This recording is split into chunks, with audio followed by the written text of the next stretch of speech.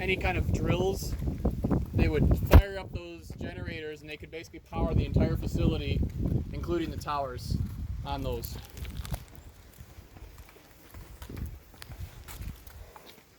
Everyone that worked inside was mainly a civilian, aside from one enlisted. One veteran said that he worked there a lot, and there was a certain threshold you had to meet to be able to transfer from grid power to generator power. So you had to make sure a certain line was lined up perfectly so that you could actually do that switch without any dips in power. So we'd typically call him 24 hours a day he was on call to be able to help with that because he was the best at doing it. Mm-hmm. Crazy.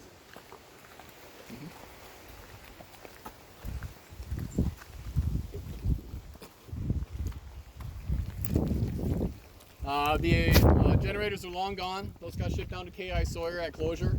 The academy changed this building into a gymnasium. It's got hoops and a bunch of lights, and they held their graduation ceremonies in there.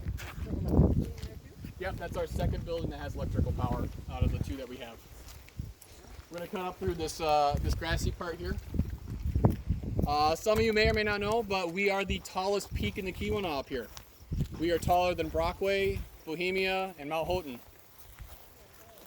We are 1,540 feet above sea level here.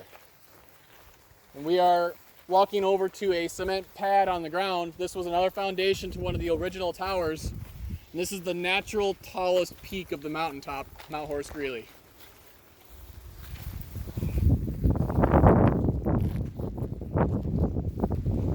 And the sights get a lot better, I promise, once we get to the towers.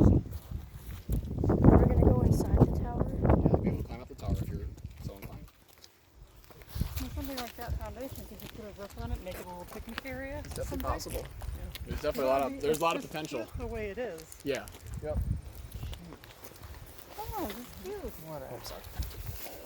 So over here, we've got 3 diesel tanks, 2 on the ground level and 1 up top. Those were meant to fuel the big generators in the powerhouse. This building over here was the original engineering building, and then that got changed into the chapel later on, and then that became and stayed as the chapel during the academy. This building here, AT&T was just as prominent then as it is now. That was a dedicated AT&T building when they first built the base to help with communications between here and other places across the country.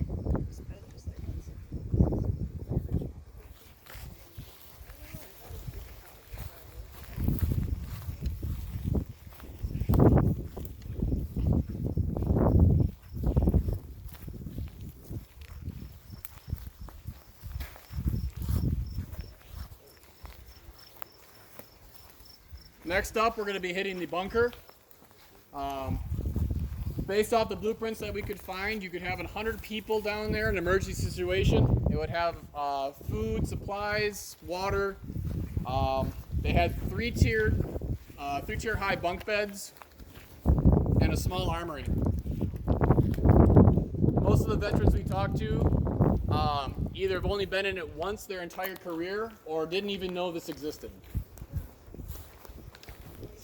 Still a lot of mysteries behind what exactly this place was like down here.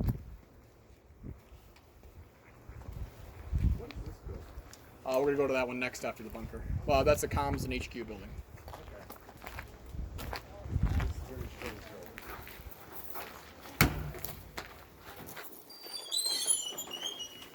Okay, yeah, this doesn't look... Does anyone need any flashlights? I have a few extra I can spend. I have a flashlight on my phone. Yeah, phones work as well. It's like an underground, like... Anybody? Like, nuclear bunker? It's just a bunker. Scary. Look at that. That's scary. So scary.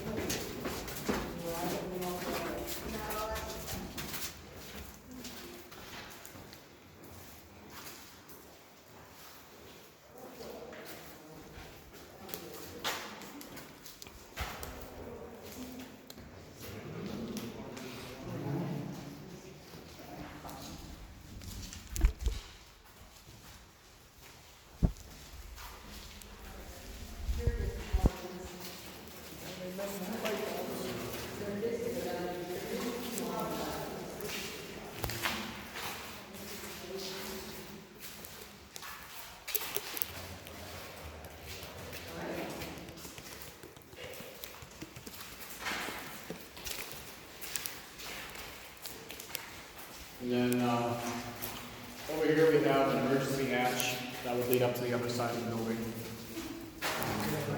This would typically be filled with sand to help with protection from any incoming debris, EMP, or whatever else.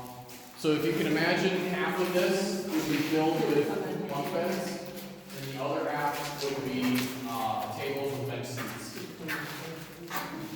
And we hope to maybe in the future recreate with what's down here to then allow groups and families to be able to rent it out for a night or two and stay in a bunker.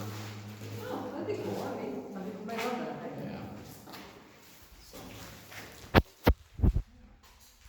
Sadly, the blueprints we have are only electrical blueprints, so we really don't have much information beyond that, or like how this was built or what it was once.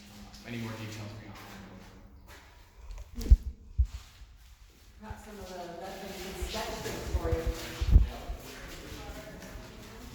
I like this picture, so I had to take a picture. I liked that Squidward thing, so I had to take a picture of it.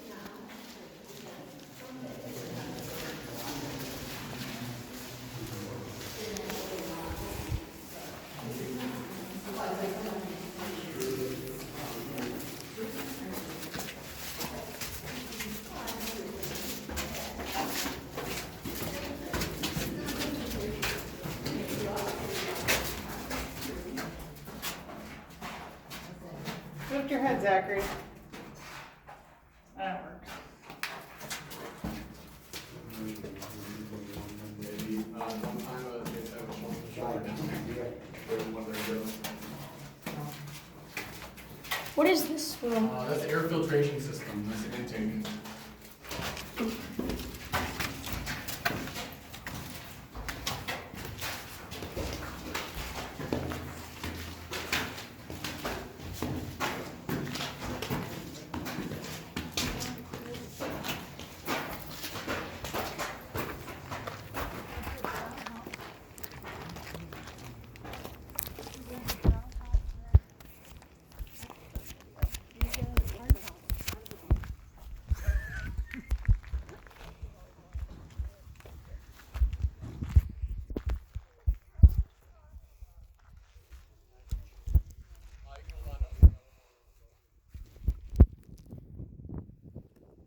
We charge $10 a head to get out, but you guys got it.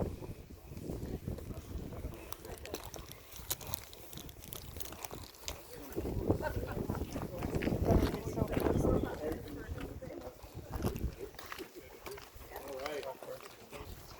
So this giant building over here, this is the comms building, or also known as HQ. You may notice these big giant cement trenches on the ground. This is where the data cables, electrical cables from all of the towers would feed into this building. It was basically the brains of the operation. All of their scopes, computers, data center would all be stored inside here. And that would then get transferred out to Duluth, to one of the other military sites. At the height of the Cold War, they had gained a bunch of extra funding to help reinforce this position, mainly for two reasons. One was if Chicago was ever to be bombed, some of their operations would be moved up here. But then also to help keep these towers ever vigilant, always constantly running, they spent their funds to it's reinforced concrete with double thick block walls with sand poured in between, and then a steel roof with girders every like 20 inches, and then concrete poured on top. And basically it was meant to withstand whatever kind of bombing was going to happen nearby, in case it ever happened, which it never did, fortunately enough. When we go inside, if you want to go inside, we'll be hitting what they call the briefing room. It's the centermost part of the building. There were a bunch of scopes inside to keep track of all of the flights that were going on. It was also a place where they would do training videos, officers' meetings, plans if anything bad were to happen, what to do next. When you go inside, take note of the outer shell as well as the inner building that it's housing, as well as when we get into that briefing room, there are blast doors leading into that room. It's really like a super secure place. It's actually the one place you will lose cell signal. It's that dense. And then we'll pop out on the other side towards the tower. If you watch your step at the beginning here, there are some trip hazards.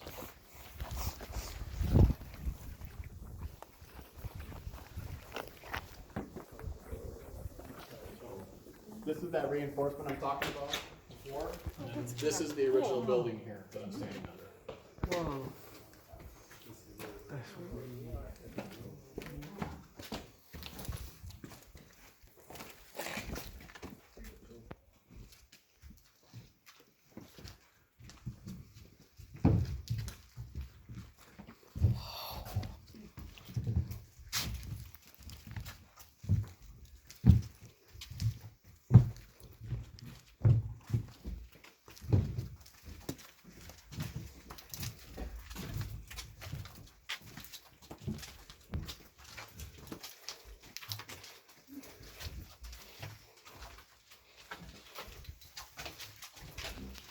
That last door.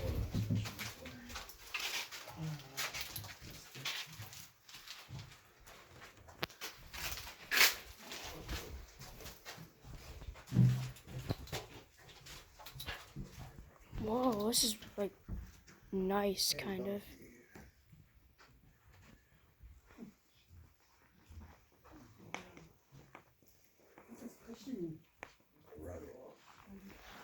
This is cool.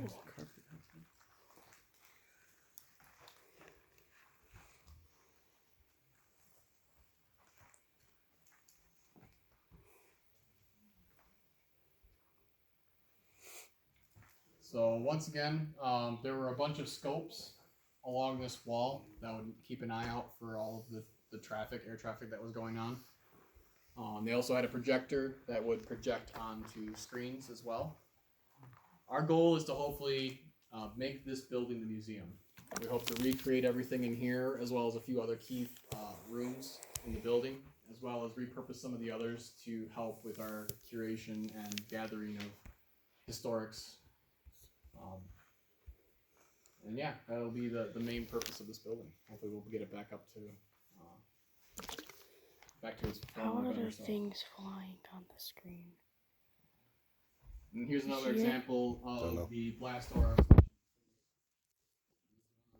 entry point into this. And then the exit's over here.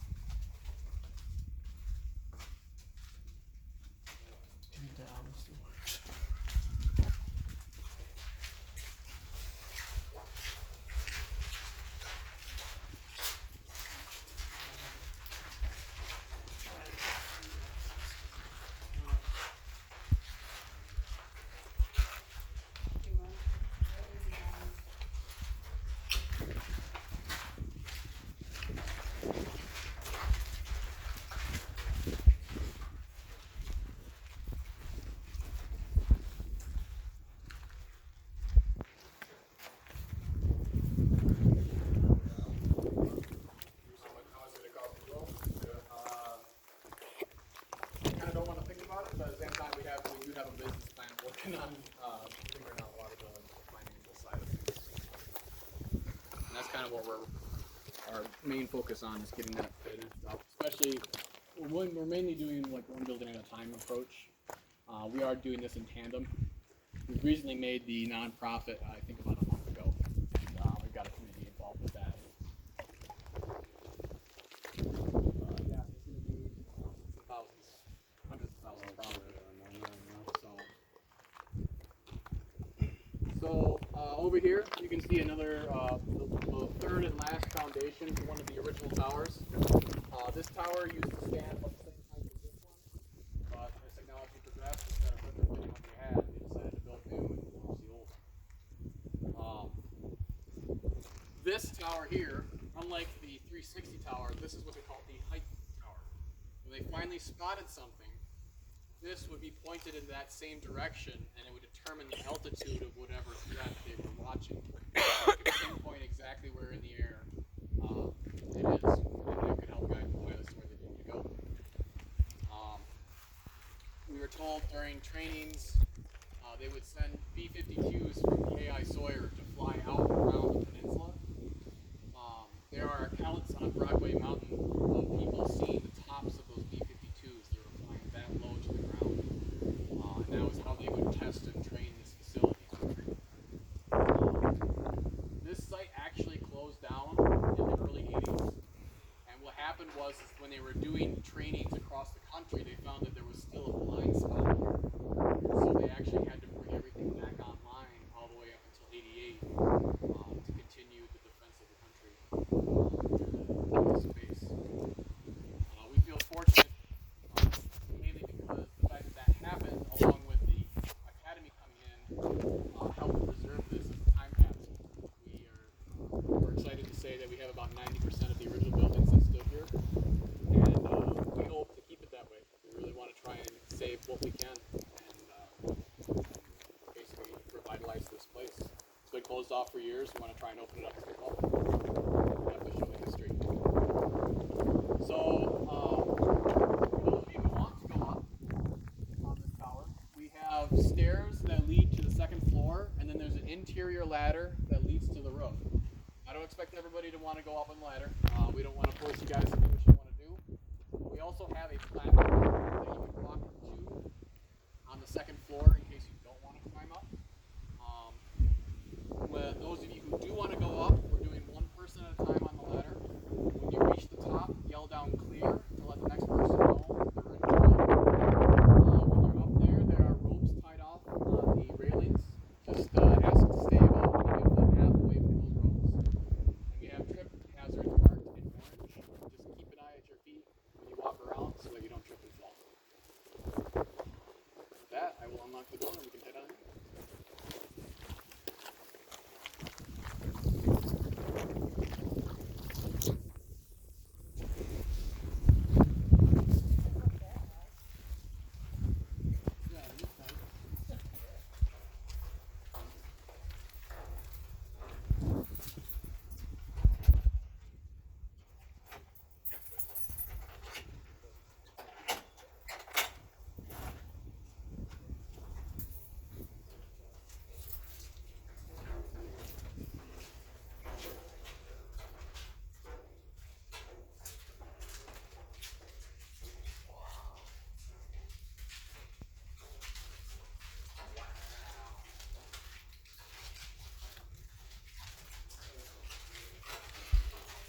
Wait till they say clear. Yep.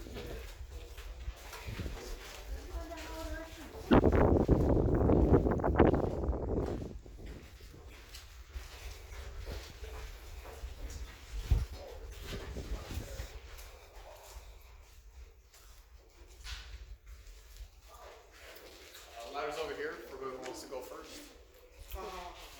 I'll go first. Once again, we do have a platform over there. We're going to look up that way. What am I doing? You can set that down here or on there. Over there.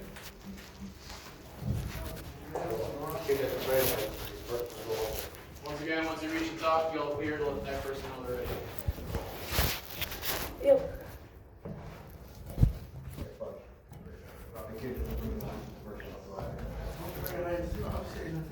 I'm afraid of heights too.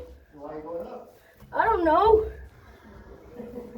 What goes up has to come down. Yep. Going down is the coming down. Oh, you gotta come down? All clear.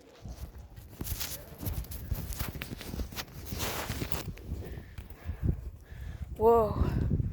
That was scary. I just realized I have to go down.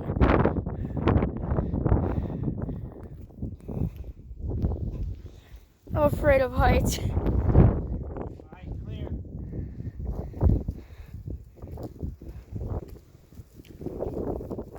It's cool up here though.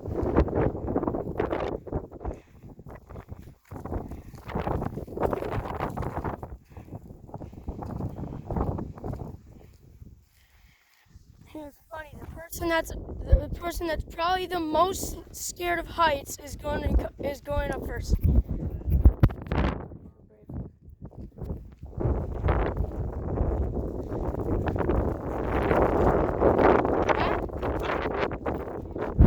Make it Zach.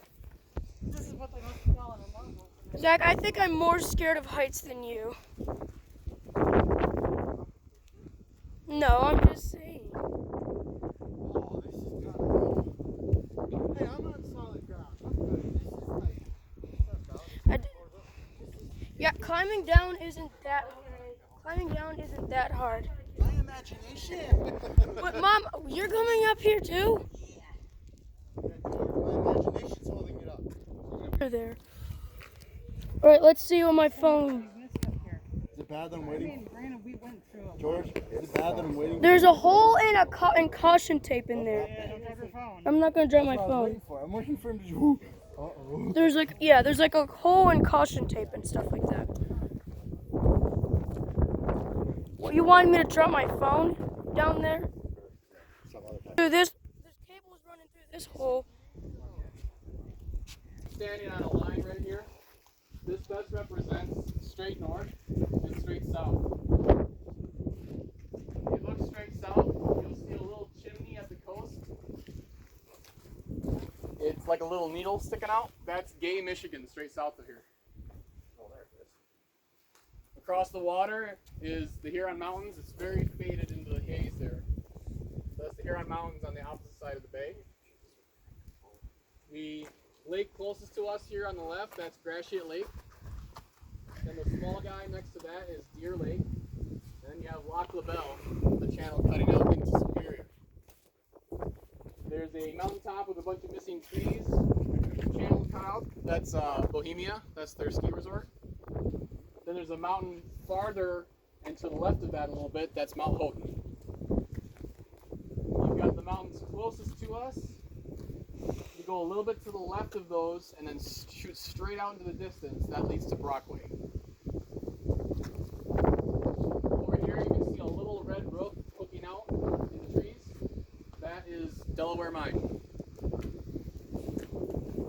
In the shade of the clouds on the top peak, there's like an open cliff face with no trees.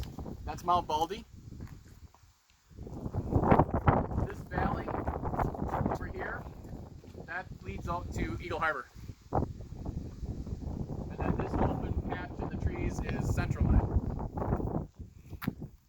On some clearer days where it's not nearly as hazy, you can sometimes see Isle Royal from here all the way across the water. It's a little bit tough today though. Did you say Pearl Harbor? Isle Royal. Oh, I'm sorry. On the other side of the mountains here, we towards Calumet. And then in the haze, say today, there are a few little bumps sticking out on the horizon, mountaintops there. One of those bumps is going to be mine over on the top of the pole here. And Baraga, Balance, roughly in that area. That's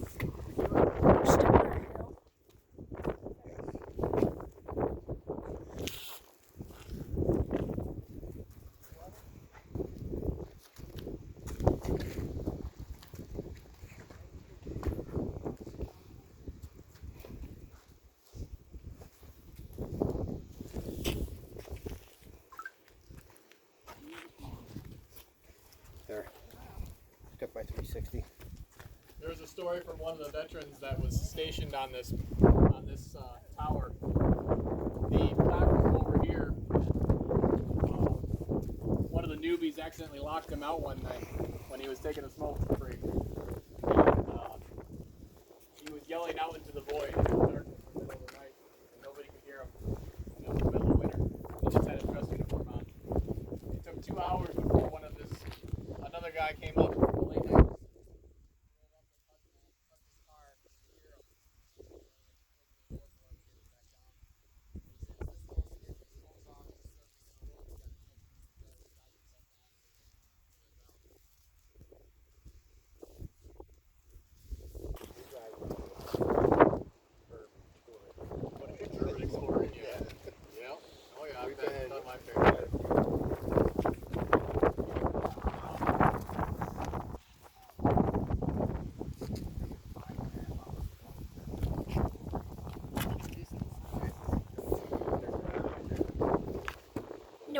have it.